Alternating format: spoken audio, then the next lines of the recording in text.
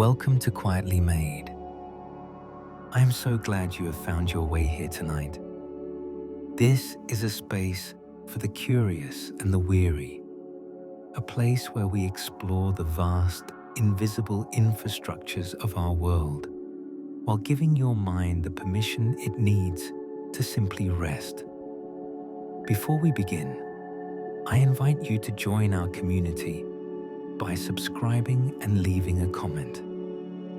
I often wonder where these stories find you tonight. If you feel inclined, please leave a comment sharing what part of the world you are in and the hour you are settling into sleep. It is a small way for us to feel the quiet connection of this community, scattered across different time zones, but sharing this same moment of rest. If you fall asleep, that is exactly what should happen. You are safe here. You can always come back tomorrow and pick up exactly where you left off. Adjust your pillow. Take a deep, slow breath in and let it out. Let your mind drift as we begin.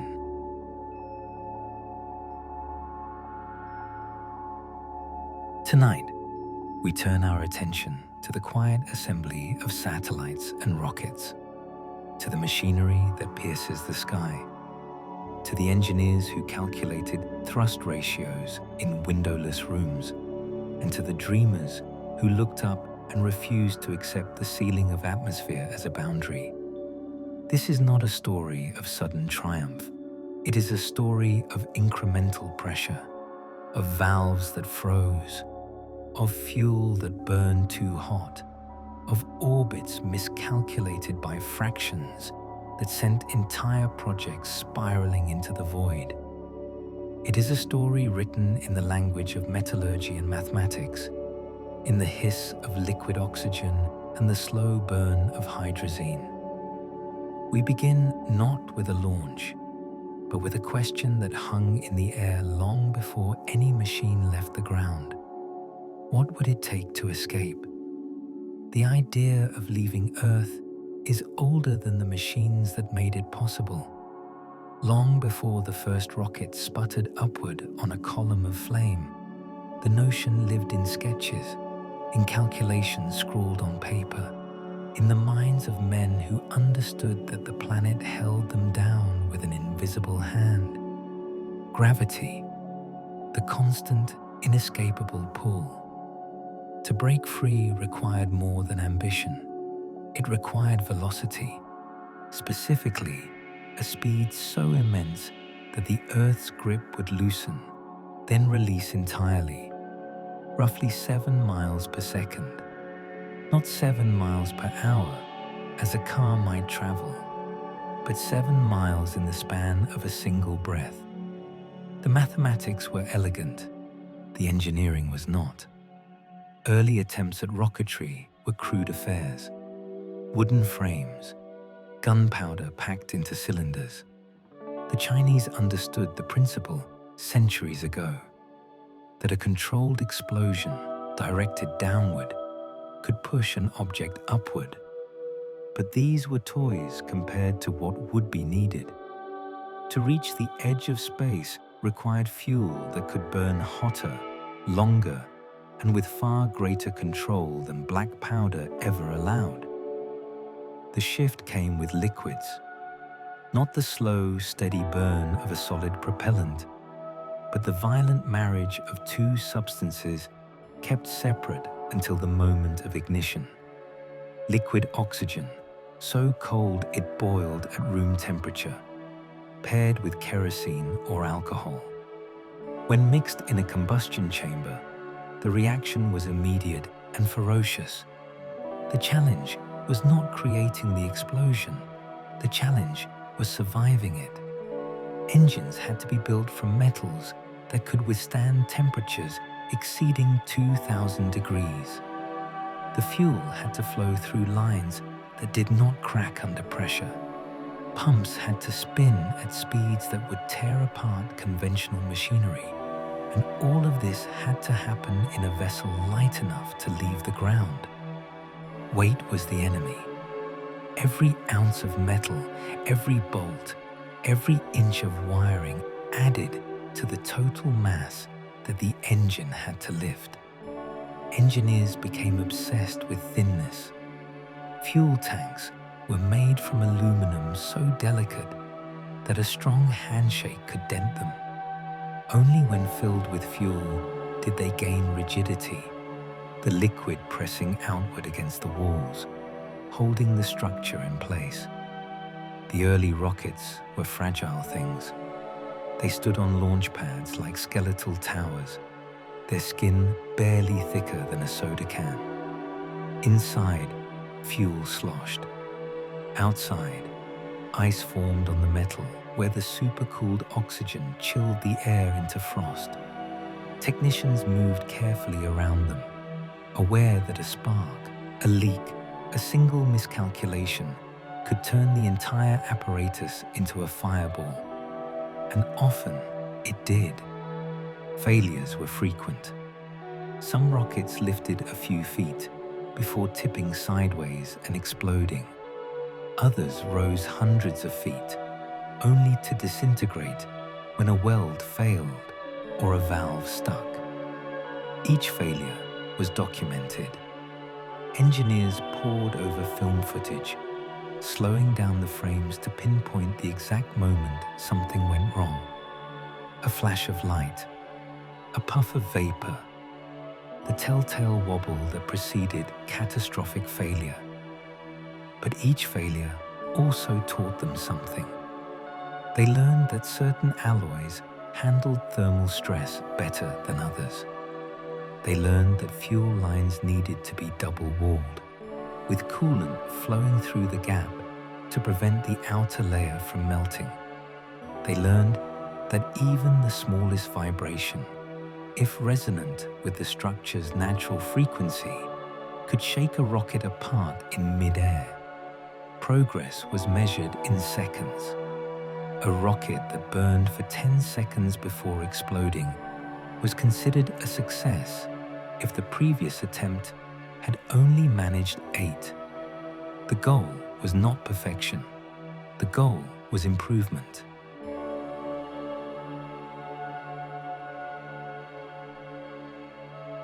Satellites, in those early days, were almost an afterthought. The rockets were the spectacle.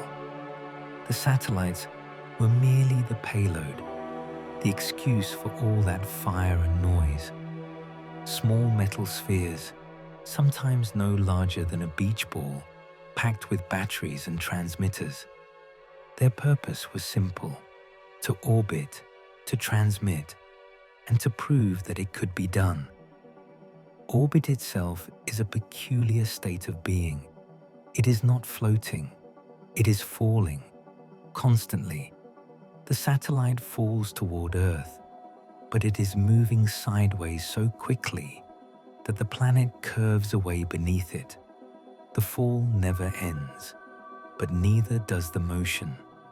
The two forces balance, and the satellite traces an endless ellipse around the world. To achieve this required precision. The rocket had to reach a specific altitude. It had to be traveling at a specific speed, and it had to release the satellite at exactly the right moment, in exactly the right direction.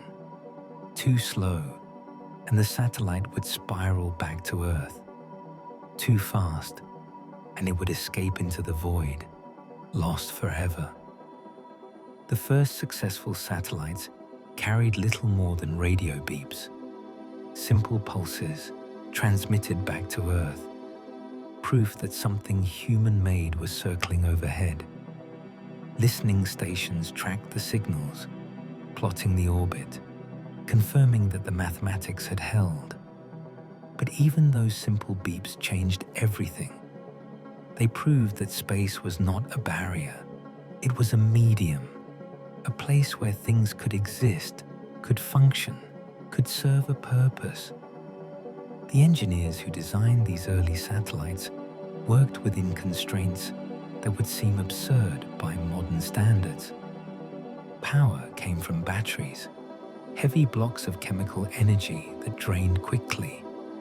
Solar panels existed, but they were inefficient, fragile, and expensive. The satellites had to operate in an environment where there was no air to cool them, where temperatures swung from blistering heat in direct sunlight to freezing cold in Earth's shadow. Every component had to be tested in conditions that mimicked the vacuum of space. Chambers were built, massive steel cylinders where air could be pumped out until the pressure inside matched the emptiness above the atmosphere. Satellites were placed inside and subjected to temperature extremes, to vibrations that simulated the violence of launch, to radiation that mimicked the solar wind. Some components failed immediately. Adhesives that worked perfectly on Earth turned brittle in vacuum. Electronics that functioned in air overheated without convection to carry heat away. Lubricants evaporated. Seals cracked. Each failure required a redesign, a new material, a different approach. The process was slow, iterative, unglamorous, but it worked. The rockets themselves evolved in parallel.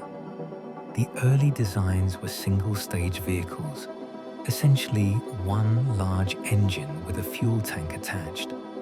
They could reach impressive altitudes, but they could not achieve orbit. The fuel required to reach orbital velocity was too heavy. The rocket would exhaust its supply long before it reached the necessary speed. The solution was staging. Instead of one large rocket, builders created several smaller rockets stacked on top of each other. The first stage would ignite, burn through its fuel, and then separate, falling away. The second stage, now lighter without the dead weight of the first, would ignite and continue the ascent. A third stage might follow, each one shedding mass, gaining speed, pushing the payload higher and faster. Staging introduced new complexities. The separation had to be clean. Explosive bolts were used, small charges that severed connections in an instant. Springs pushed the spent stage away to prevent collision. The next engine had to ignite precisely on time, before the vehicle began to lose altitude. And all of this had to happen while the rocket was traveling thousands of miles per hour, subjected to forces that would crush a human body, in an environment where there was no second chance for error. The people who built these machines were not celebrities. They were machinists and welders, mathematicians and chemists. They worked in facilities that smelled of metal shavings and kerosene, in rooms lit by fluorescent lights that buzzed overhead. They calculated trajectories by hand, using slide rules and tables of logarithms. They tested welds by cutting apart finished components and examining the grain structure under microscopes. Their work was meticulous. A rocket might contain 10,000 individual parts, and every single one had to function perfectly, simultaneously, under conditions that no earthly environment could replicate. There was no room for approximation.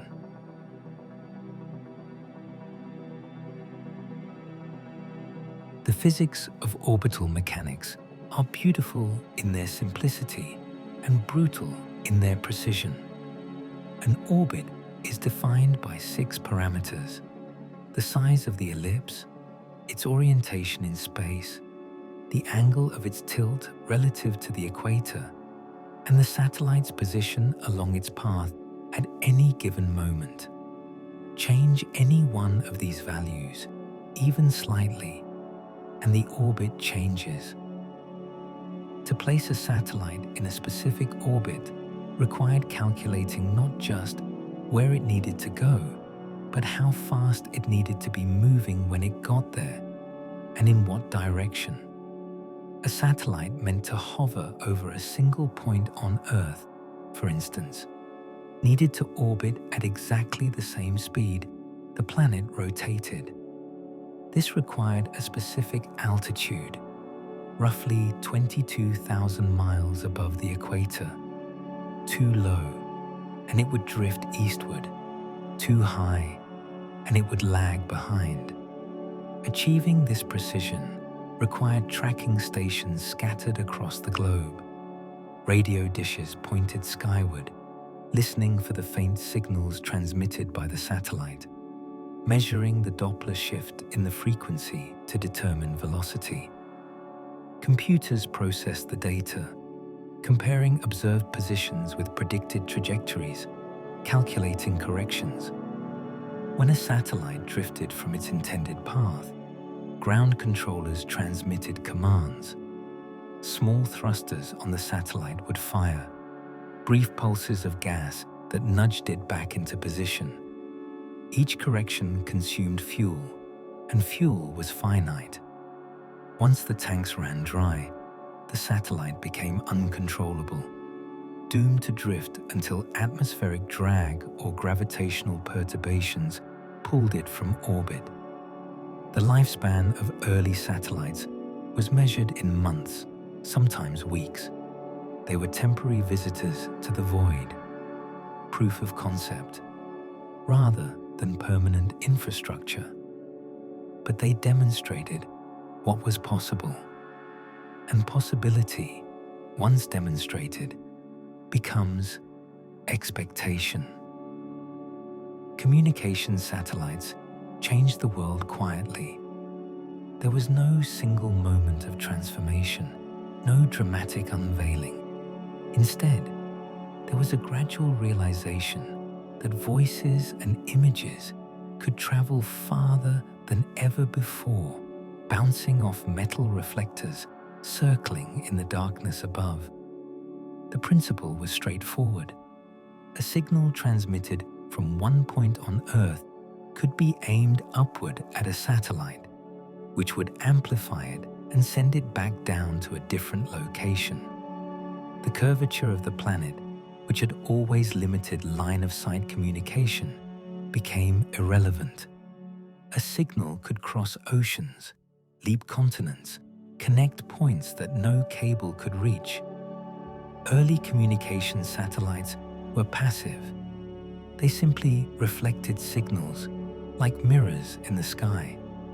But reflection alone was not enough. The signal weakened over the vast distances, scattering into the noise of cosmic background radiation.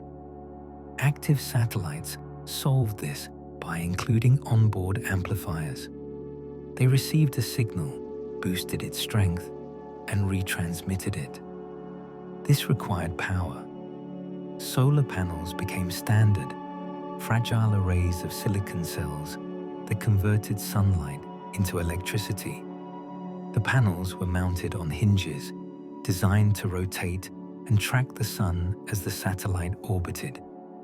When the satellite passed into Earth's shadow, batteries took over, doling out stored energy until sunlight returned. The engineering was delicate. Solar cells could be damaged by micrometeorites, tiny fragments of rock traveling at speeds that made them deadlier than bullets. Radiation from the sun degraded the cells over time, reducing their efficiency. Engineers designed satellites with redundancy, extra panels, extra batteries, extra amplifiers, knowing that components would fail and hoping that enough would survive to keep the mission alive.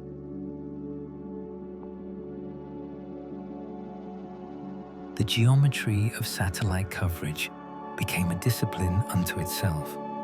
A single satellite in a high orbit could see nearly half the planet at once, but the signal had to travel immense distances, growing weaker with every mile.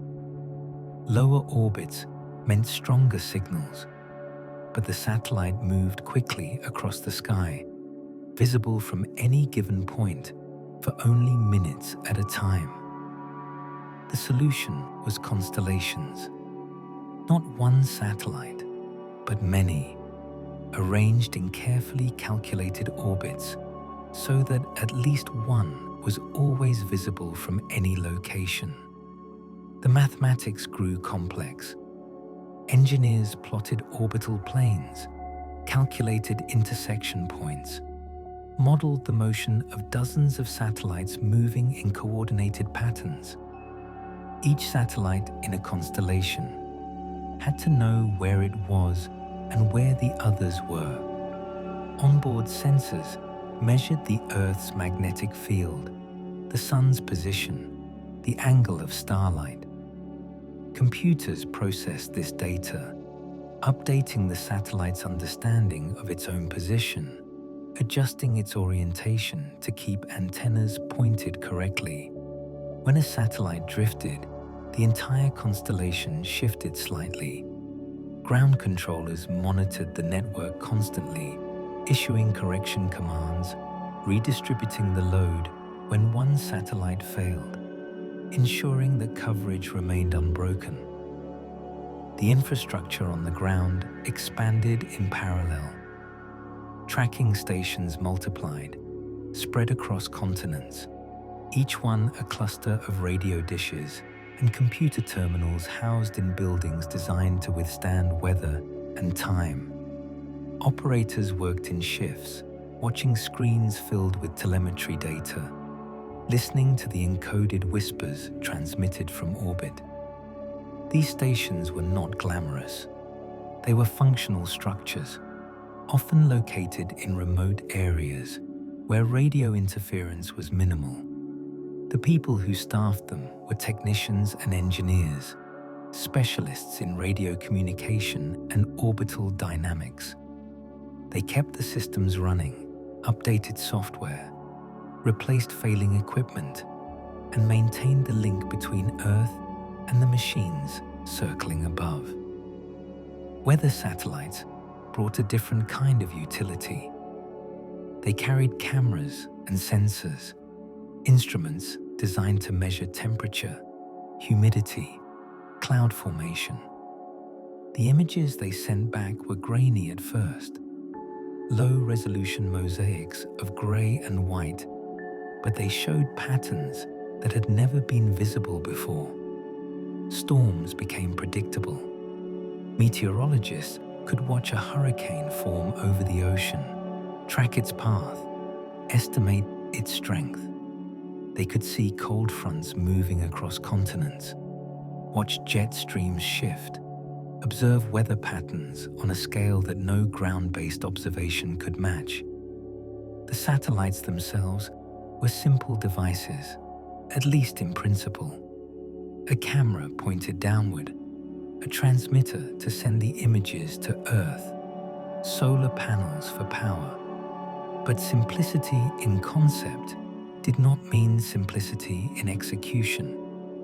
The camera had to function in the vacuum of space, subjected to temperature extremes and radiation. The transmitter had to send data quickly enough to be useful, but slowly enough not to overwhelm the receivers on the ground. The orbit mattered enormously.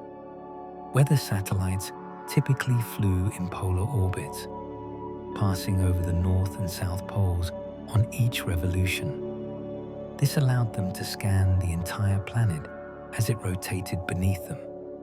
Each orbit captured a new strip of imagery, and over the course of a day, the strips stitched together into a complete picture. Timing was critical. The satellite had to pass over the same location at the same time each day to allow for meaningful comparisons. A storm photographed at noon looked different than the same storm photographed at midnight. Consistent timing meant consistent data, and consistent data meant useful analysis. The images themselves were transmitted in a format designed for efficiency. Not photographs, but streams of numbers representing brightness at each point. Ground stations received these streams, processed them, and reconstructed the images. The process was slow by modern standards, but it worked.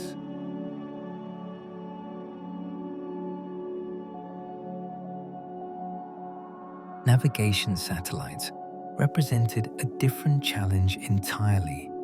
The goal was not to observe or communicate, but to provide a reference, a known point in space, transmitting a precise signal against which a receiver on Earth could measure its own position. The principle relied on timing. Each satellite carried an atomic clock, an instrument so precise that it lost less than a second over millions of years. The satellite transmitted its position and the exact time. A receiver on the ground, equipped with its own clock, measured how long the signal took to arrive. Since radio waves travel at the speed of light, the delay indicated distance. One satellite could tell a receiver how far away it was, but not in which direction. Two satellites narrowed the possibilities to a circle. Three satellites defined a point in space. Four satellites provided enough data to calculate altitude as well. The mathematics were elegant, but the execution was complex. The clocks had to remain synchronized. The satellites had to know their own positions with incredible accuracy. The signals had to penetrate atmosphere, which slowed them slightly, and this slowing had to be accounted for in the calculations. Errors accumulated. A clock drifting by a microsecond could introduce errors of hundreds of feet. Ground stations tracked each satellite constantly, measuring its orbit, updating its onboard data, correcting for the subtle perturbations caused by the Moon's gravity, the Sun's radiation pressure, the irregular shape of the Earth itself. The system worked because it was maintained. Teams of engineers monitored the satellites, issued correction commands, uploaded new orbital data. When a satellite's clock began to drift, controllers adjusted the timing signals. When a satellite's orbit decayed, they fired thrusters to raise it back into position. The users of these systems rarely thought about the infrastructure behind them. A device in a car, a phone in a pocket, received signals from satellites and calculated position. The process was invisible, automatic, and so reliable that it became mundane. But nothing about it was simple. The rockets that launched these satellites grew larger, more powerful, more refined. Engines were redesigned to squeeze more thrust from less fuel. Fuel tanks were manufactured from lighter alloys, their walls thin to the point where they flexed under their own weight. Guidance systems became more sophisticated, using gyroscopes and accelerometers to measure every twist and turn, adjusting the engine's thrust in real time to keep the trajectory true. The manufacturing of a rocket engine is an exercise in precision that borders on the obsessive. Each component must be machined to tolerances measured in thousandths of an inch. A turbo pump, the device that forces fuel into the combustion chamber at pressures exceeding 3,000 pounds per square inch, spins at speeds that would disintegrate ordinary machinery. The blades inside are shaped with such care that their surfaces feel smooth as glass to the touch, yet they must withstand temperatures hot enough to melt steel. The combustion chamber itself is a paradox of engineering. It must contain an inferno while remaining cool enough not to fail. The solution is counterintuitive. The chamber is cooled by the very fuel it will burn. Liquid oxygen or kerosene flows through channels milled into the chamber walls, absorbing heat before being injected into the fire. The metal becomes a heat exchanger, its interior surface bathed in flame, its exterior surface chilled by liquid flowing at hundreds of gallons per second. Failures in these systems are catastrophic. A crack in a cooling channel allows fuel to leak into the flame. The result is an instant rupture, a breach that releases the full force of the combustion in a direction it was never meant to go. Engineers test every chamber, every pump, every valve, subjecting them to conditions that exceed operational limits. They measure fatigue, document stress fractures, analyze failure modes with the intensity of surgeons examining tissue samples. And yet, despite all this care, rockets still fail. A weld that passed inspection develops a flaw under the vibration of launch. A sensor miscalibrates. A computer glitches. The machine that seemed perfect on the ground reveals its weakness only when subjected to the violence of ascent.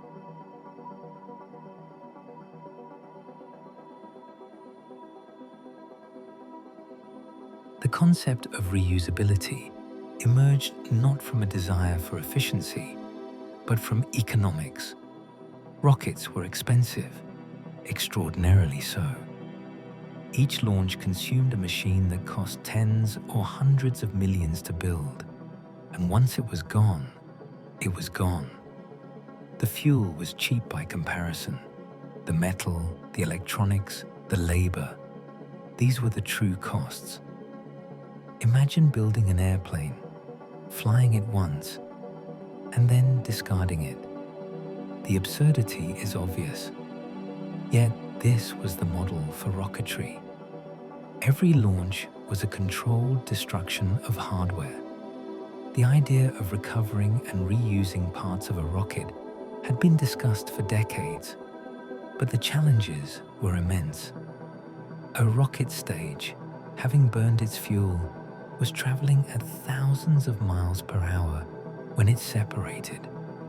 It was high in the atmosphere or beyond it entirely.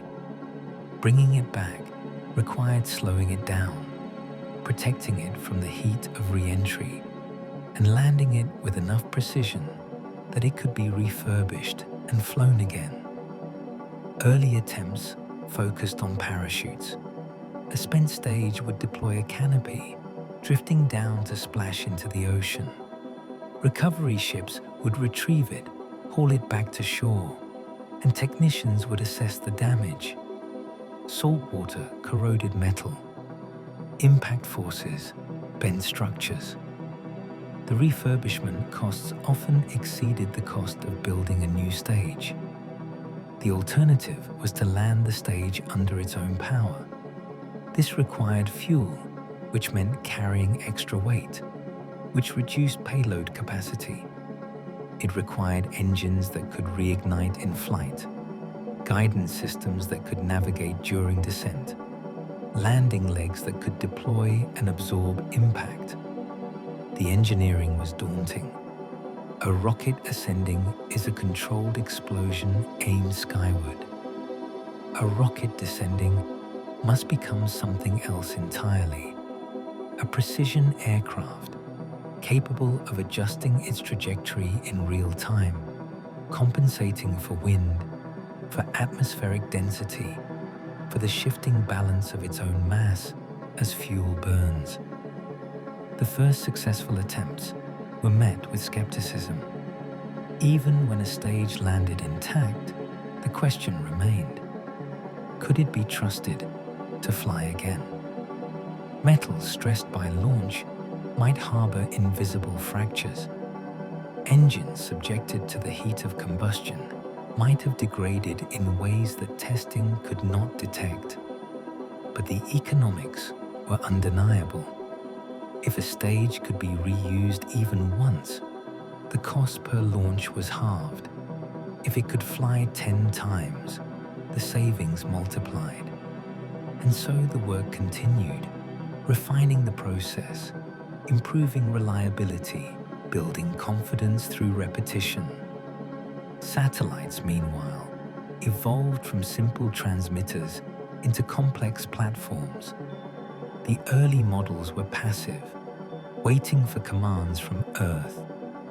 Later generations became autonomous, equipped with onboard computers capable of making decisions, adjusting their own orbits, diagnosing malfunctions. Power systems improved. Solar panels became more efficient, their surfaces coated with materials that converted a higher percentage of sunlight into electricity. Batteries became lighter, capable of storing more energy in less space. Some satellites carried small nuclear reactors, devices that generated heat through radioactive decay and converted that heat into power. These were controversial, the subject of protests and legal challenges. But they worked, providing steady energy regardless of the satellite's position relative to the sun. The cameras and sensors grew more sophisticated.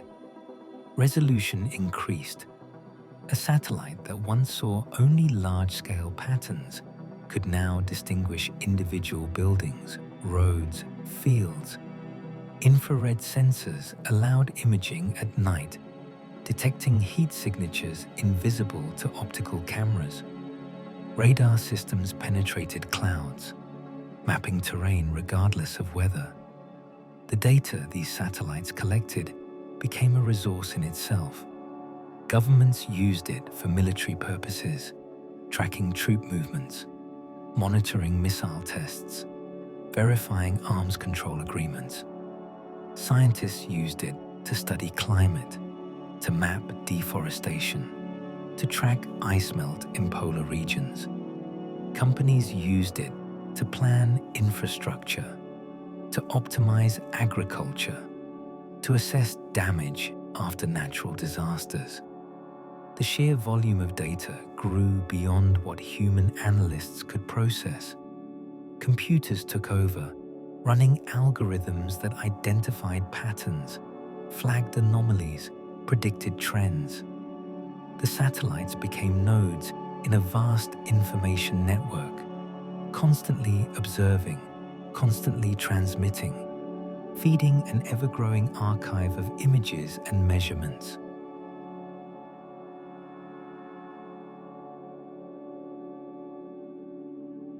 Orbital debris became a problem as satellite populations grew.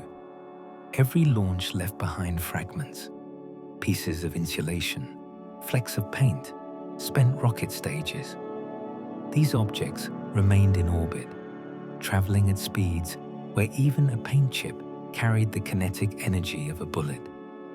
Collisions, though rare, were catastrophic. A satellite struck by debris could shatter into hundreds of new fragments, each one a potential threat to other satellites.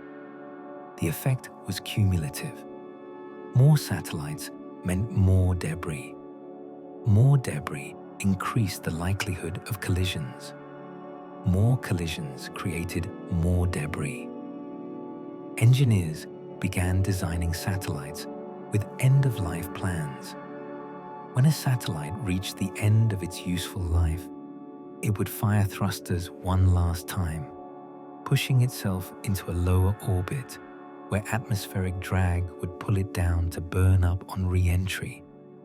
Or it would climb higher into a graveyard orbit beyond the realm where active satellites operated.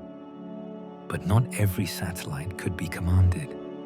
Some lost power before they could execute disposal maneuvers. Others suffered malfunctions, their systems failing in ways that left them adrift.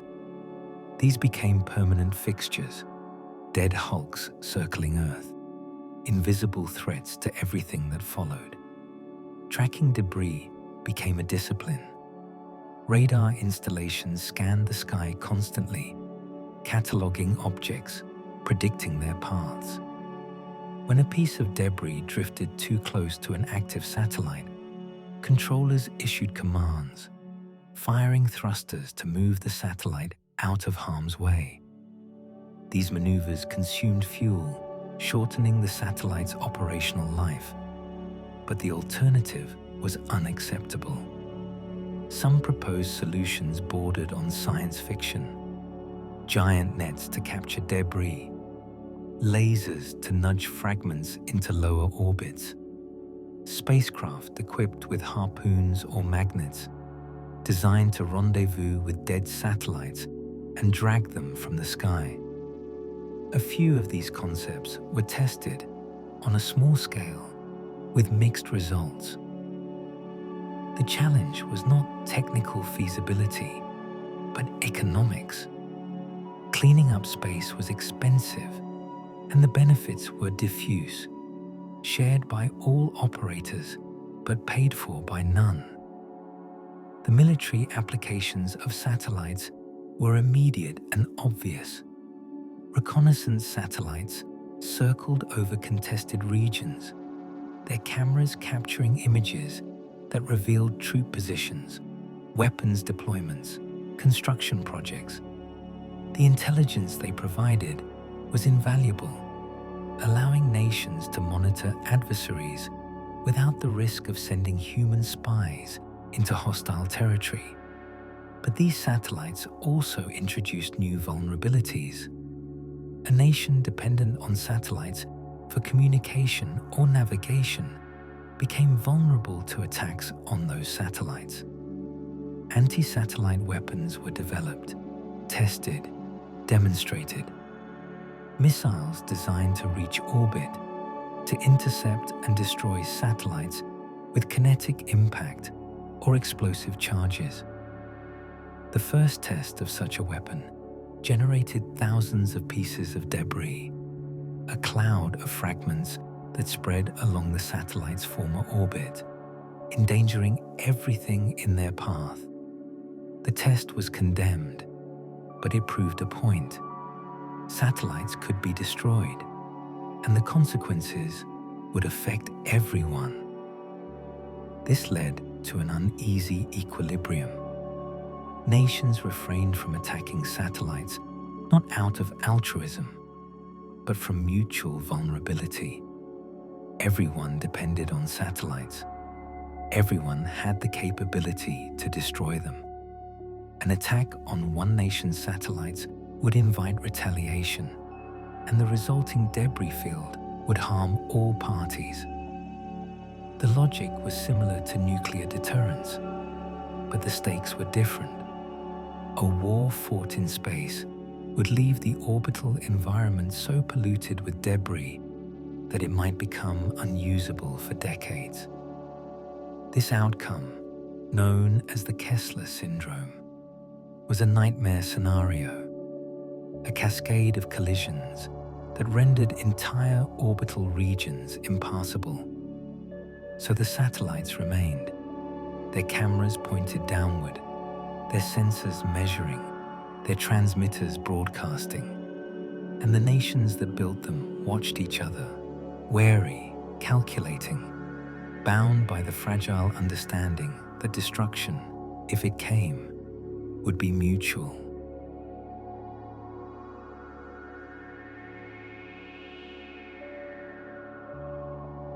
Commercial satellite operations introduced a new dynamic. Private companies began launching satellites for profit, offering communication services, selling imagery, providing data to paying customers. The space that had once been the domain of governments became a marketplace. This shift brought competition, which drove innovation. Companies experimented with new technologies, new orbits, new business models. They built satellites, smaller and cheaper, launching dozens at a time on rockets that treated payloads like cargo. rather than precious artifacts.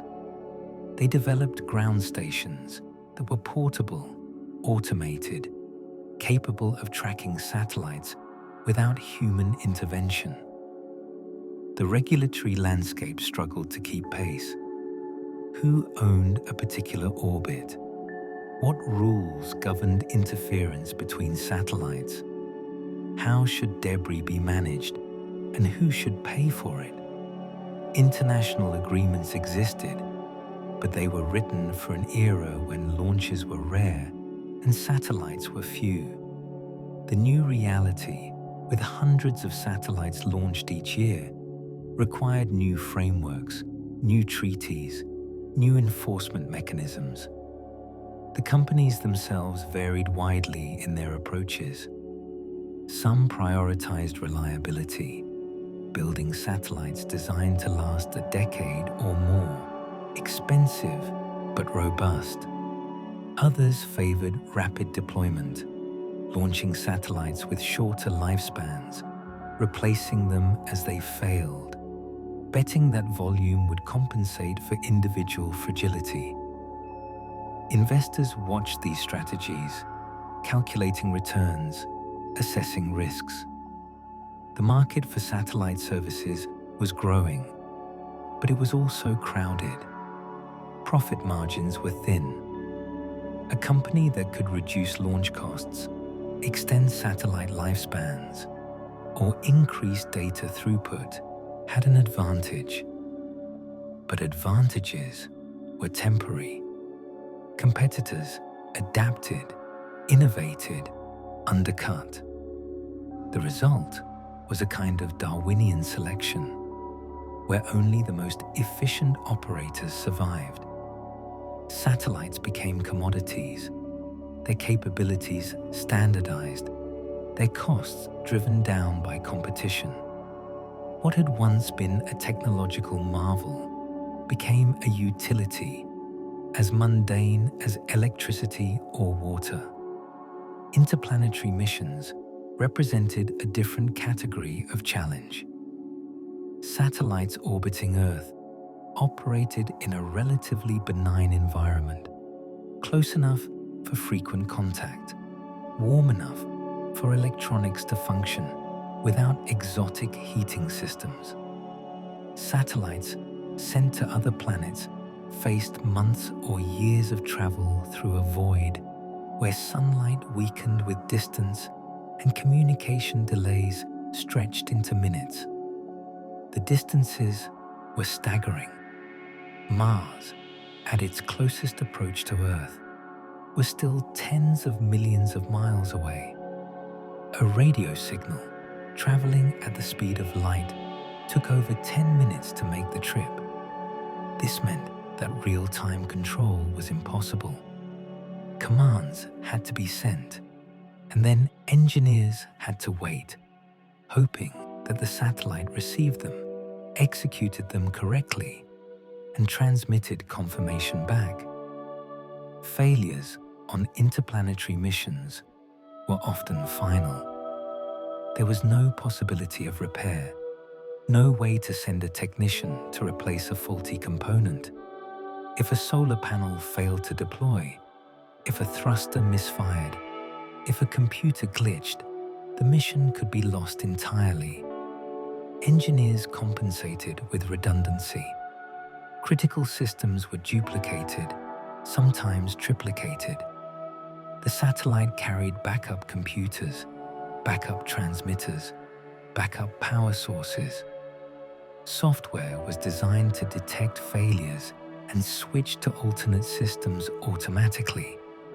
Every possible failure mode was anticipated, analyzed, and accounted for. But space is vast, and the unexpected is always possible. Micrometeorites punctured fuel tanks. Cosmic rays flipped bits in computer memory, causing software to crash or execute incorrect commands. Solar flares flooded the satellite with radiation, damaging electronics in ways that were unpredictable and irreversible. Some missions succeeded spectacularly, their satellites functioning far beyond their design lifespans, sending back data for years after they were expected to fail. Others ended abruptly, silenced by malfunctions that investigators could only guess at, based on the last fragments of telemetry received before contact was lost.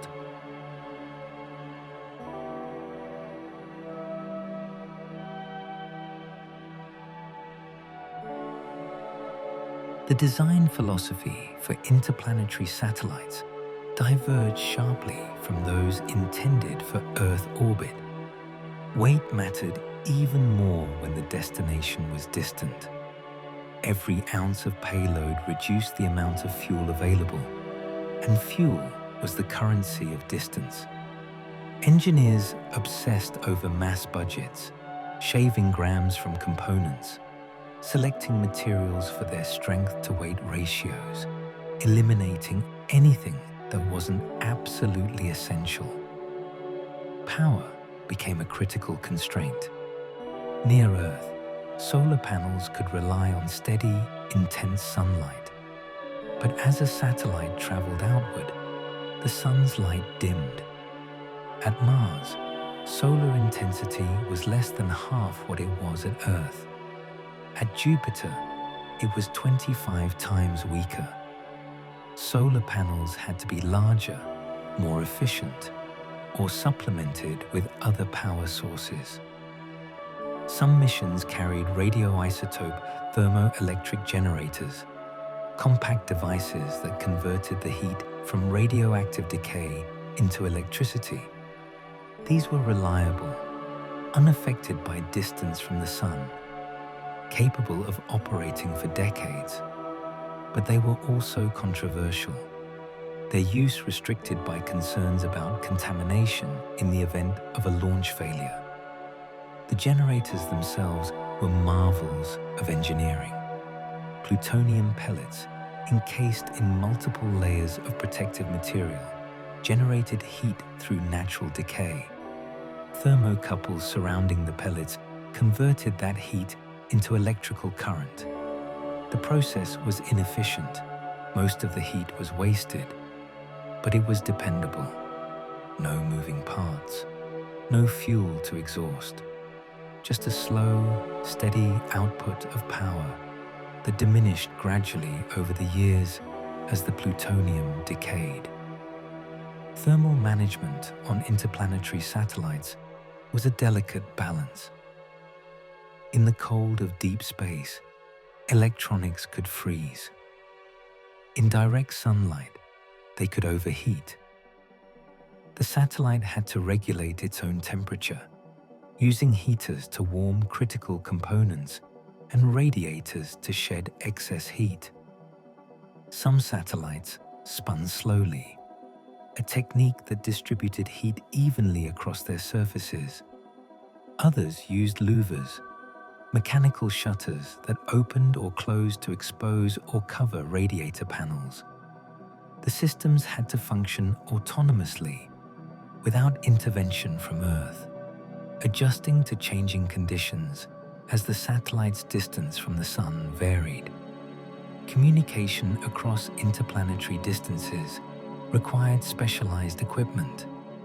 The transmitters on these satellites were more powerful than those on Earth-orbiting satellites. But even so, their signals were vanishingly faint by the time they reached Earth. Ground stations used enormous dish antennas, some over 100 feet in diameter, to capture the weak signals. The dishes were engineering feats in themselves. They had to be parabolic, their surfaces shaped with precision to focus incoming radio waves onto a single point. The receivers at that focal point were cooled to near absolute zero, reducing electronic noise to a minimum. Even then, the signal was often buried in static, requiring sophisticated algorithms to extract usable data. Bandwidth was limited. A satellite orbiting Earth could transmit data at rates measured in megabits per second. A satellite at Mars might manage only a few kilobits. Images had to be compressed, scientific measurements prioritized, entire datasets queued and transmitted over days or weeks. The delay, introduced by the speed of light, created unique challenges for mission planners. When a satellite approached a planet, every action had to be pre-programmed. There was no time to react to unexpected events. If the satellite detected an anomaly, a sudden change in orientation, a sensor reading outside expected ranges, it had to decide on its own what to do. This required onboard intelligence, software capable of evaluating conditions and making decisions. The software was tested exhaustively, subjected to simulations that mimicked thousands of scenarios. But no simulation could anticipate everything. The satellite, once launched, was on its own.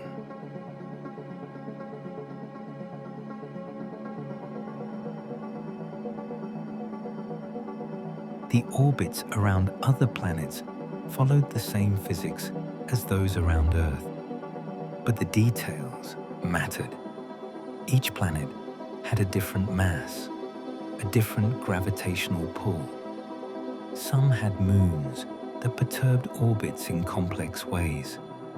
The mathematics grew intricate, requiring calculations that accounted for the gravitational influence of multiple bodies simultaneously. Achieving orbit around another planet required precise timing. The satellite had to arrive at the correct location in space at the correct moment, traveling at the correct speed. Too fast, and it would fly past the planet, lost in the void. Too slow, and it would crash into the surface. The process of orbital insertion was tense. The satellite, having coasted through space for months, would fire its engine one final time, slowing itself just enough to be captured by the planet's gravity. The burn had to last exactly the right amount of time. A few seconds too long or too short could mean the difference between success and failure. Ground controllers watched telemetry, waiting for confirmation. The signal delay meant they were observing events that had already happened. By the time they saw the satellite begin its burn, the burn was over. The outcome was already determined. They could only wait, hoping that everything had gone as planned. When confirmation arrived, a signal indicating that the satellite was in orbit, systems functioning, data being collected, there was relief, celebration, and then the immediate shift to the next phase of the mission. The orbit might need adjustment. Instruments had to be calibrated. Science operations began. The data returned by interplanetary satellites reshaped humanity's understanding of the solar system.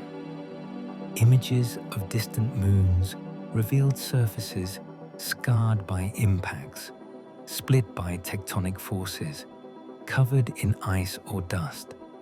Spectrometers analyzed the composition of atmospheres, detecting chemicals that hinted at geological processes, at weather patterns, at the possibility of subsurface oceans.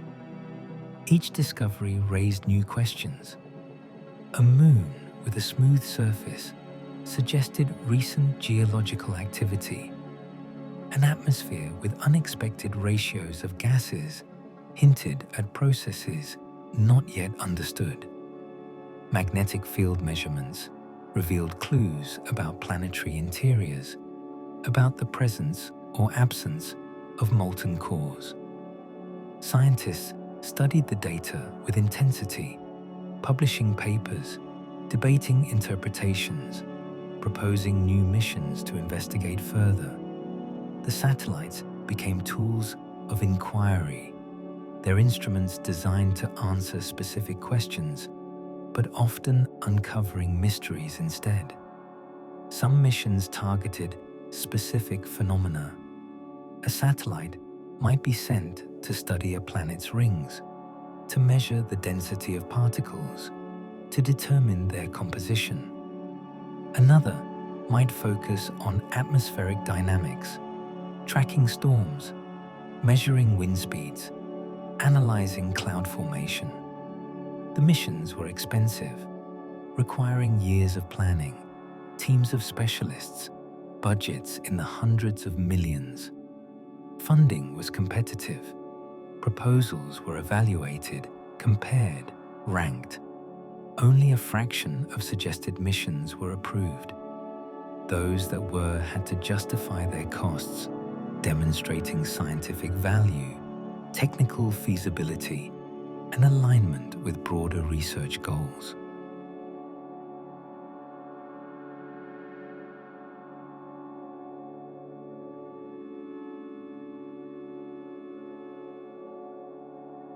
The human element in these endeavors is easy to overlook.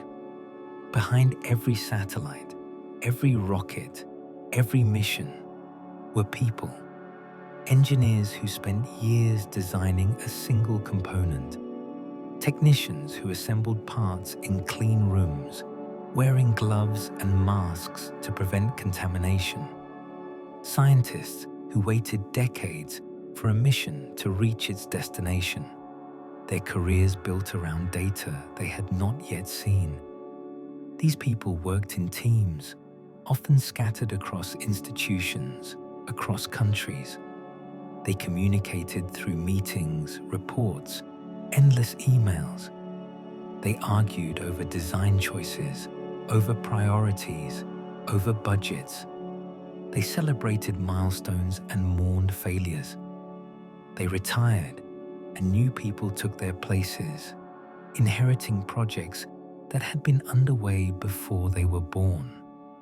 The continuity of these efforts is remarkable. A mission conceived in one decade might launch in the next and return data in a third. The scientists who proposed it might not live to see its results. The engineers who built it might have moved on to other projects, but the satellite continued, executing its programming, collecting data, transmitting signals back to a world that had changed in the years since it was launched. Satellite constellations for global coverage introduced logistical challenges that dwarfed earlier efforts. A single satellite in a high orbit could serve a limited purpose. A constellation of hundreds, arranged in precise orbital planes, could blanket the planet with continuous coverage. The mathematics of constellation design were complex. Each satellite had to be positioned so that its coverage area overlapped with others in the network. The orbits had to be stable, resistant to perturbations that would cause the satellites to drift out of alignment. Ground stations had to track dozens of satellites simultaneously, switching between them as they passed overhead. Manufacturing satellites at this scale required assembly line techniques. Where earlier satellites had been handcrafted, each one unique, constellation satellites were mass-produced. Components were standardized. Testing protocols were streamlined. The goal was to reduce cost per unit while maintaining reliability. Quality control became critical. A defect that might be acceptable in a one-off mission could cripple a constellation if it affected multiple satellites. Every component was tested, every satellite subjected to environmental stress before launch. Failures were analyzed, and if a systemic issue was discovered, entire batches of satellites might be scrapped. Launch logistics grew complicated. Dozens of satellites had to be delivered to orbit simultaneously, each released into a specific position. Rockets were designed with deployment mechanisms that could carry and release multiple payloads, stacking them like cargo, dispensing them one by one as the rocket traveled along its trajectory. The deployment process was choreographed with precision. The rocket would reach orbit, stabilize, and then begin releasing satellites at calculated intervals. Each satellite, once released, would orient itself, deploy solar panels, begin transmitting. Ground stations monitored the process, confirming that each satellite was functioning, that it had reached the correct orbit, that its systems were operational. The business model for these constellations varied. Some companies sold communication bandwidth, providing internet access to remote areas where terrestrial infrastructure was impractical. Others sold imaging data, offering near real-time coverage of the entire planet to governments, corporations, researchers. The economics were challenging. Building and launching hundreds of satellites required enormous capital investment. Revenue had to be sufficient, not only to recoup those costs, but also to fund ongoing operations, to replace satellites as they failed, to expand the constellation as demand grew. Investors scrutinized business plans, assessing market size, competitive positioning, regulatory risks. The space industry, once dominated by governments, was becoming a commercial sector, and commercial sectors operated by different rules. Profit mattered. Shareholder value mattered. Projects that could not demonstrate a path to profitability were abandoned, regardless of their technical merit. Some companies thrived, finding niches where their capabilities met real demand. Others struggled, burning through capital faster than they could generate revenue, eventually folding or being acquired by competitors. The industry consolidated, a few large players emerging while smaller ventures faded.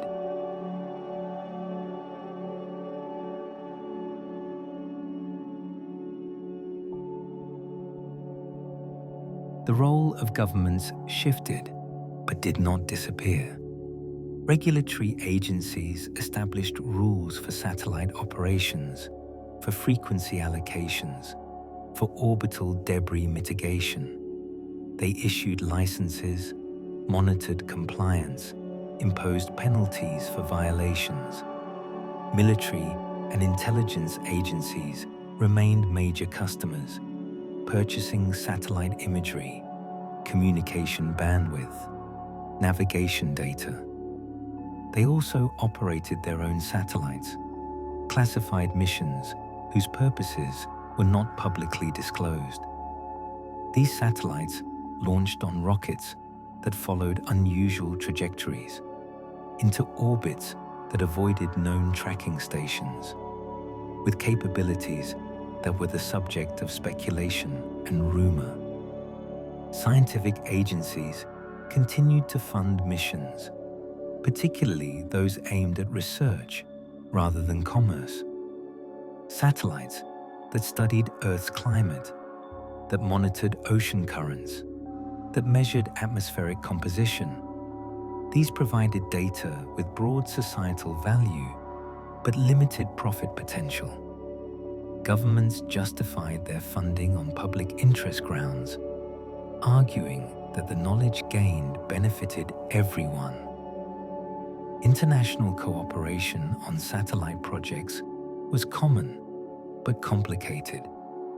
Different nations had different priorities, different technical standards, different regulatory frameworks. Joint missions required negotiation, compromise, agreements that balanced contributions and benefits. Some collaborations succeeded brilliantly, pooling expertise and resources to achieve goals that no single nation could reach alone. Others foundered on bureaucratic obstacles, on political tensions, on disputes over data sharing or intellectual property. The physical act of launching a satellite became more routine, but never mundane. Each launch was a choreographed event involving hundreds of people working in synchronized coordination. Weather had to be monitored, airspace had to be cleared, the rocket had to be fueled, a process that took hours and required careful handling of supercooled liquids. Technicians moved around the rocket in the hours before launch, checking connections, verifying systems, looking for any sign of trouble. A leak, a misaligned component, a sensor reading outside normal ranges. Any of these could trigger a delay. The countdown proceeded in stages, each one a checkpoint where systems were verified. Fuel valves opened, pumps spun up, computers ran diagnostic routines. At each stage, controllers watched their screens, ready to abort if anything deviated from expected parameters. The final seconds were automatic. Human hands no longer touched the controls. The computer took over, monitoring hundreds of data points, making millisecond decisions. The engines ignited, a controlled explosion that built thrust in a fraction of a second. Hold-down clamps released. The rocket lifted, slowly at first, then accelerating, climbing on a pillar of flame. The acceleration pressed the satellite against its mounting brackets, with forces measured in multiples of Earth's gravity. 3 times normal weight. 4, 5. The structure flexed, absorbing the load, distributing stress across design pathways. Every weld, every joint, every fastener was subjected to forces it would never experience again. Minutes into the flight, the first stage exhausted its fuel and separated. The second stage ignited. The rocket continued climbing, now lighter, faster, punching through the thinning atmosphere. Aerodynamic fairings, the protective shell that shielded the satellite during ascent, split and fell away. The satellite, still attached to the rocket, was exposed to space for the first time. The second stage burned for minutes, pushing the satellite toward its target orbit. When the velocity was correct, the engine shut down. The rocket coasted, following a ballistic arc. At the precise moment, explosive bolts fired, releasing the satellite. Springs pushed it gently away from the rocket. It was free.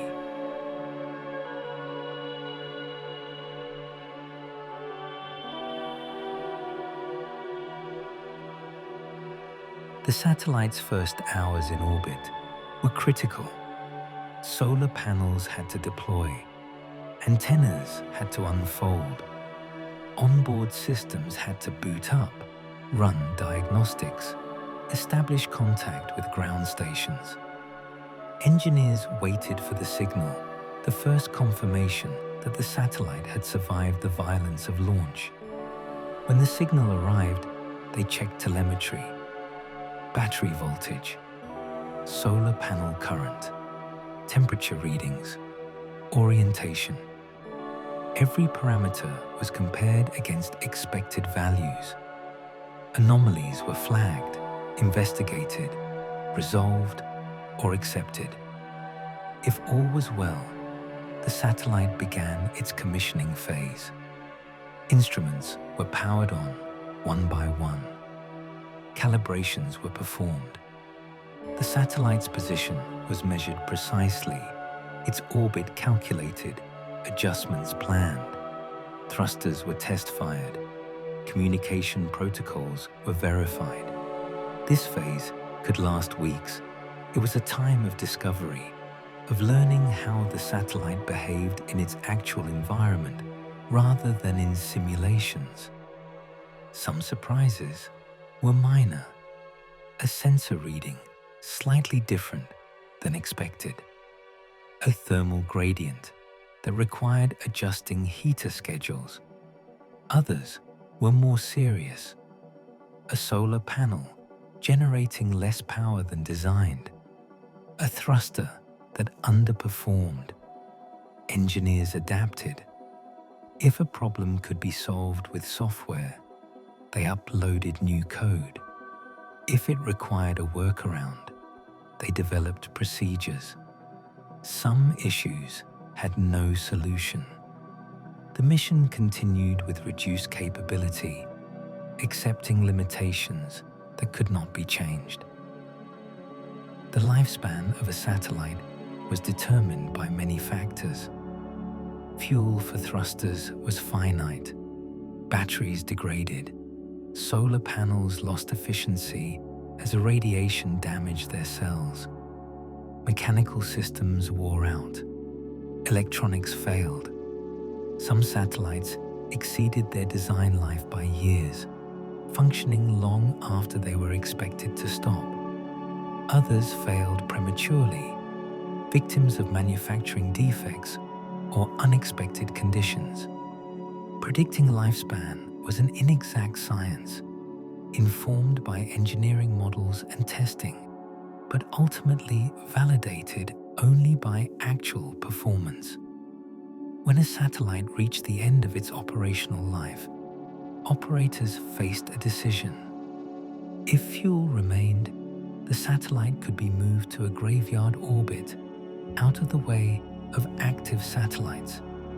If not, it would remain where it was, a piece of debris among the growing population of defunct hardware.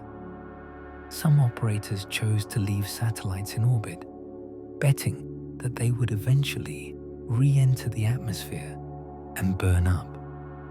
This was a gamble. Atmospheric drag varied with solar activity, which followed an 11-year cycle. During periods of high activity, the atmosphere expanded, increasing drag, accelerating decay. During quiet periods, drag decreased and satellites lingered longer. Predicting re-entry was difficult. Models accounted for the satellite's mass, surface area, altitude, and atmospheric density, but uncertainties accumulated. A satellite predicted to re-enter in months might last years. One expected to last years might come down unexpectedly. When re-entry occurred, most satellites broke apart and burned up from friction with the atmosphere.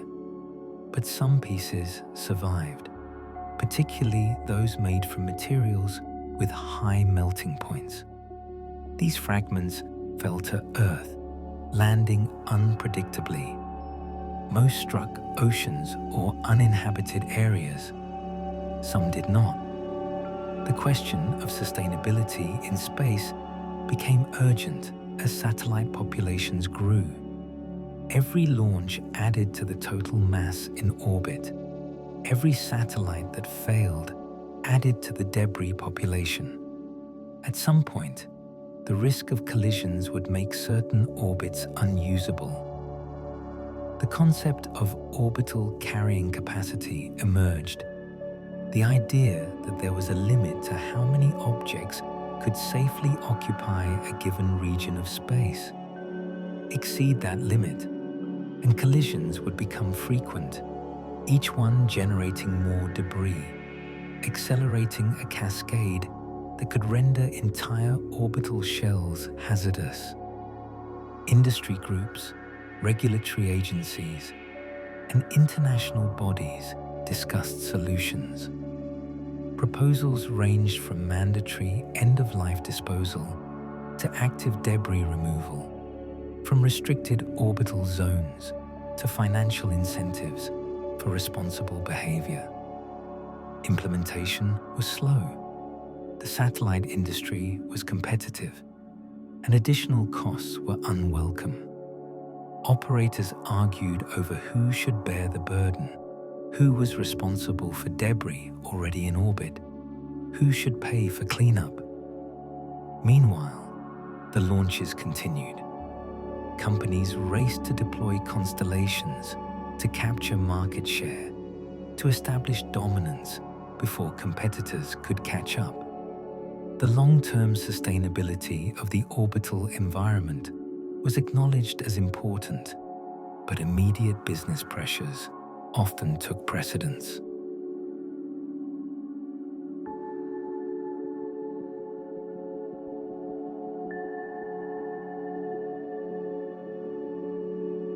Ground infrastructure evolved alongside the satellites.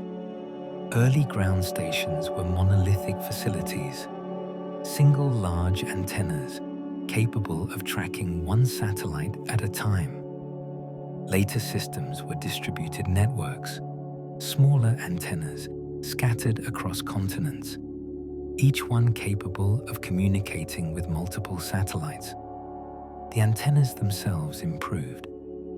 Phased arrays replaced mechanical dishes, using electronic steering to track satellites without moving parts. This allowed faster switching between targets, higher data rates, greater reliability.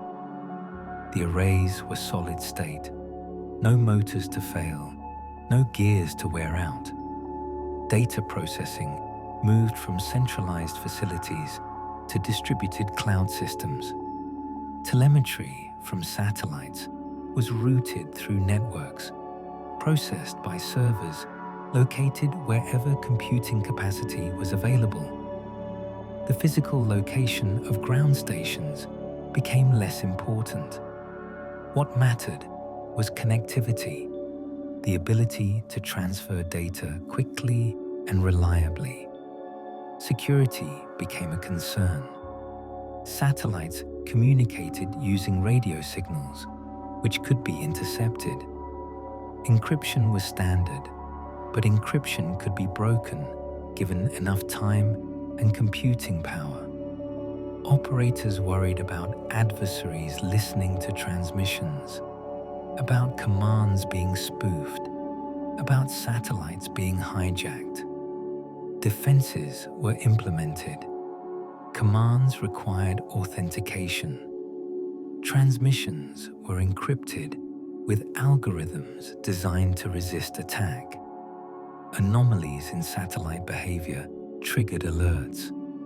But security was an arms race. As defenses improved, so did methods of attack. The cultural impact of satellites was pervasive, but often invisible. Weather forecasts relied on satellite data. GPS navigation was ubiquitous. Communication networks routed traffic through orbital relays. People used these services without thinking about the infrastructure that enabled them. Television broadcasts reached remote areas via satellite. Internet connectivity extended to regions where laying cables was impractical. Disaster response teams coordinated using satellite communication when terrestrial networks failed. The images from satellites shaped public perception. Photographs of Earth from space showing the planet as a blue sphere against the black void became iconic. They conveyed fragility, isolation, the sense that humanity shared a single, finite world. Environmental monitoring satellites revealed changes that would have gone unnoticed otherwise. Ice sheets thinning, forests shrinking, ocean temperatures rising. The data was objective, collected by instruments that measured without bias, providing evidence that informed debates, policy decisions, scientific understanding. But data, no matter how precise, required interpretation. Scientists analyzed trends, modeled future scenarios, published findings. Policymakers weighed economic costs against environmental risks. The public absorbed information filtered through media, through political rhetoric, through personal belief systems. Satellites provided the observations. What humanity did with those observations remained uncertain. In the realm of scientific research, satellites opened new fields of inquiry. Astronomy benefited from telescopes placed above the atmosphere, free from the distortion and absorption that plagued ground-based instruments.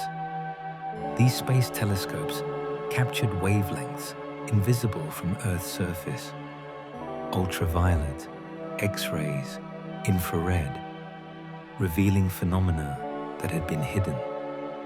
The images returned were sometimes beautiful, sometimes baffling.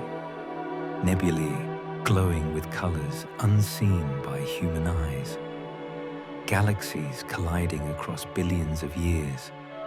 Stars exploding in supernovae, their light traveling across unimaginable distances to reach sensors no larger than a human hand. Each observation added to the catalogue of cosmic phenomena. Astronomers built models, tested theories, refined their understanding of how the universe worked. Black holes, dark matter, the expansion of space itself. These were not abstractions, but subjects of active investigation, studied through data collected by satellites. The telescopes themselves were marvels of precision. Mirrors polished to tolerances, measured in nanometers. Sensors cooled to temperatures just above absolute zero. Pointing systems capable of locking onto targets with accuracy finer than a human hair's width at arm's length. Maintaining these instruments was impossible. Once launched, they could not be serviced. Engineers designed them to last, to operate for years without intervention. Some exceeded expectations, others failed early, their missions cut short by malfunctions that could not be repaired.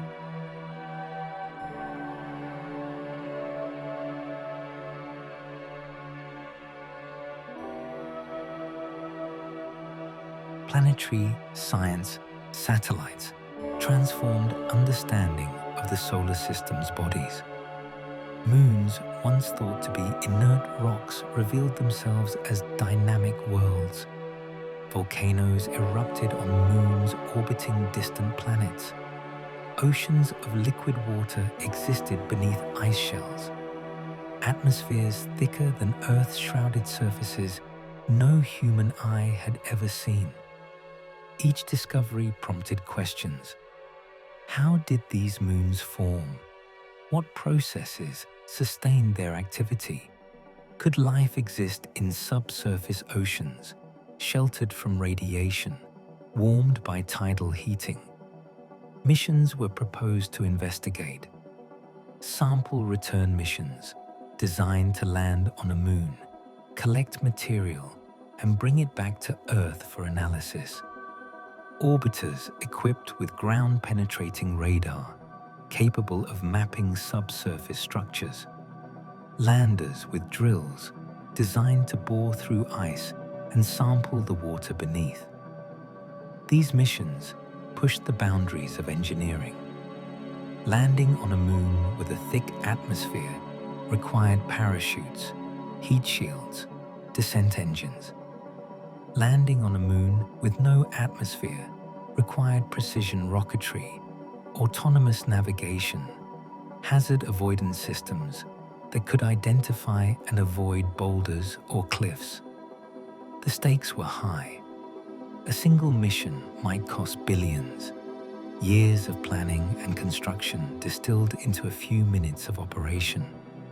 Success meant scientific breakthroughs. Failure meant lost opportunity, wasted resources, years of work yielding nothing. Asteroid missions represented another frontier. These small bodies, remnants from the solar system's formation, contained materials unchanged for billions of years. Studying them offered clues about the early solar system, about the processes that formed planets, about the delivery of water and organic molecules to Earth. Some asteroids were targeted for their composition. Metal-rich asteroids contained iron, nickel, precious metals in concentrations far higher than any ore on Earth. Entrepreneurs proposed mining them, extracting resources that could be used in space or returned to Earth. The economics was speculative. Launching equipment to an asteroid, processing ore in zero gravity, returning it to Earth. All were technically possible, but prohibitively expensive. Whether the value of the extracted materials would exceed the cost of extraction remained an open question. Sample return missions from asteroids were more modest. A satellite would rendezvous with an asteroid, match its velocity, descend to the surface, and collect a small amount of material. The satellite would then return to Earth, releasing a capsule that would survive re-entry and be recovered. These missions required precise navigation. Asteroids were small, their gravity weak. A satellite approaching too quickly would overshoot, too slowly, and it would drift past. The rendezvous had to be perfect, the satellite adjusting its trajectory based on real-time observations, compensating for the asteroid's irregular shape and rotation. Once at the surface, collecting material presented challenges. Some asteroids were covered in loose regolith, easily scooped. Others were solid rock, requiring drills or explosive charges to break off fragments. The satellite had limited fuel, limited time. It had to collect its sample and depart before resources were exhausted.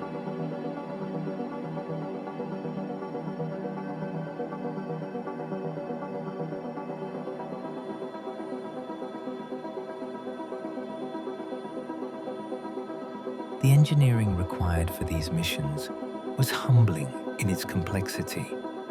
Every component had to function after years of dormancy, after exposure to radiation, after thermal cycling between extreme heat and cold. Batteries had to retain charge. Computers had to boot reliably. Mechanisms had to operate despite the stiffness induced by prolonged cold. Testing these systems on Earth was challenging. Vacuum chambers could simulate space, but not for years at a time. Thermal cycles could be imposed, but not with the gradual, relentless variation experienced in an actual mission.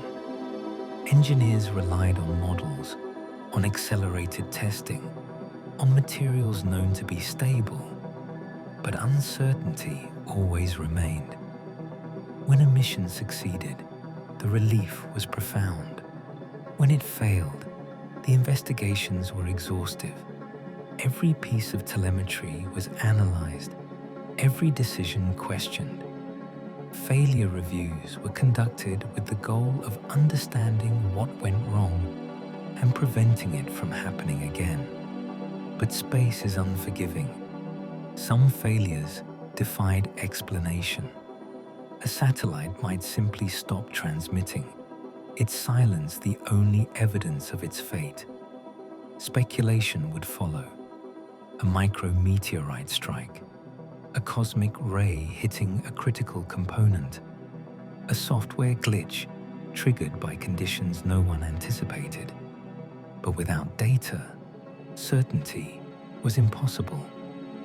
The human desire to explore, to understand, to reach beyond the familiar drove these endeavors. Satellites were tools, instruments of that desire, extending humanity's senses beyond the limits of biology. They saw in wavelengths human eyes could not detect. They traveled to places human bodies could not survive. They operated for durations that exceeded human lifespans. Yet they were fragile. A satellite was a collection of parts, each one subject to failure, held together by design and luck. The engineers who built them knew this. They designed with redundancy, with margins of safety, with backups for backups. But they also knew that perfection was unattainable. Somewhere, in some component, a flaw existed, waiting to manifest. The missions that succeeded were celebrated. The missions that failed were mourned. But both were part of the same endeavor, the same slow, patient work of reaching outward, of learning, of expanding the boundary of what was known. Looking forward, the trajectory of satellite development seemed clear. More satellites, launched more frequently, performing more specialized tasks. Constellations would grow larger, capabilities would increase, costs would decrease, the orbital environment would become more crowded, more complex, more integral to daily life. But challenges loomed. The debris problem had no easy solution. The regulatory environment struggled to adapt. International tensions could disrupt cooperation. Economic downturns could dry up funding. Technological advances in one area might be offset by stagnation in another. The future was not predetermined.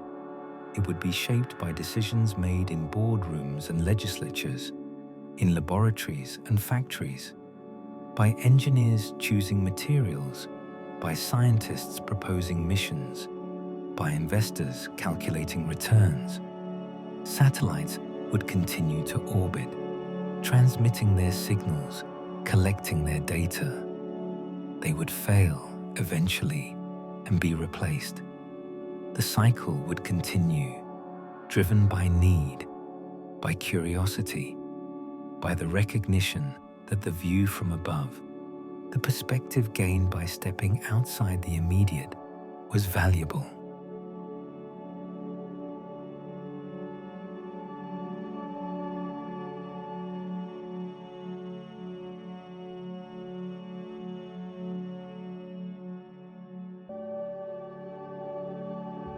And so the work goes on. In clean rooms, technicians assemble satellites. In control centers, operators monitor telemetry.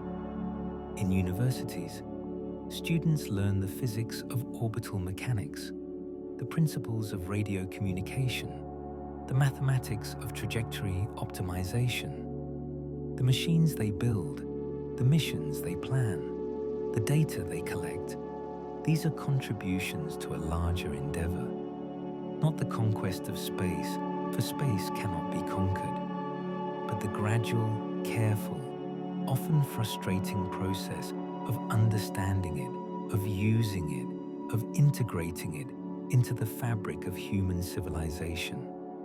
The sky is no longer a barrier. It is a resource, a workplace, a laboratory. Satellites circle overhead, invisible to those who benefit from them, noticed only when they fail. They are infrastructure, as mundane as roads or power lines, yet they operate in an environment hostile to machinery, where failure is always possible and often catastrophic. The engineers know this.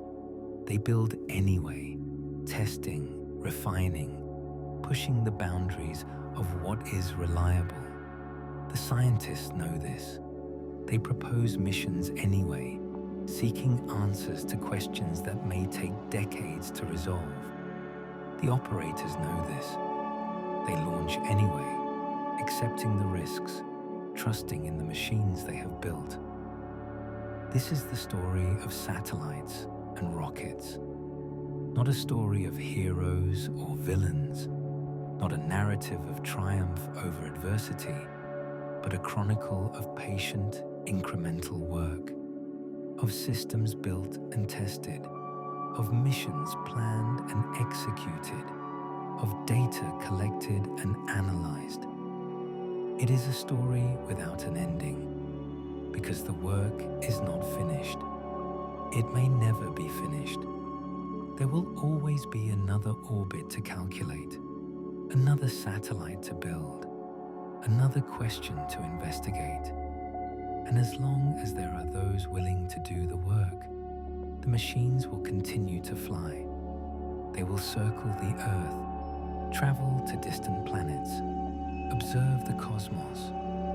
They will fail, be replaced, and fail again. But they will also succeed, returning data that expands understanding, enabling technologies that reshape society, providing perspectives that change how humanity sees itself. The conquest of space is not a conquest at all. It is a conversation, a dialogue between human ingenuity and the laws of physics. The satellites are our words. The data they return is the universe's reply. We listen, learn, and send more words into the silence, hoping for another response. Good night.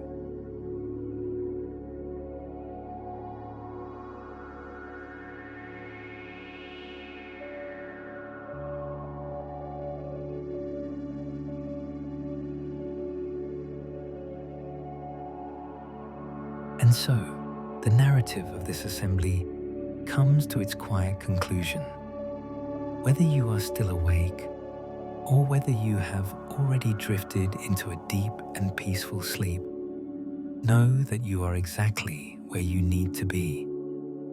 The world is vast, but tonight, its systems are simply the backdrop to your rest. Thank you for joining me here at Quietly Made. Rest now. Join us again tomorrow. Good night.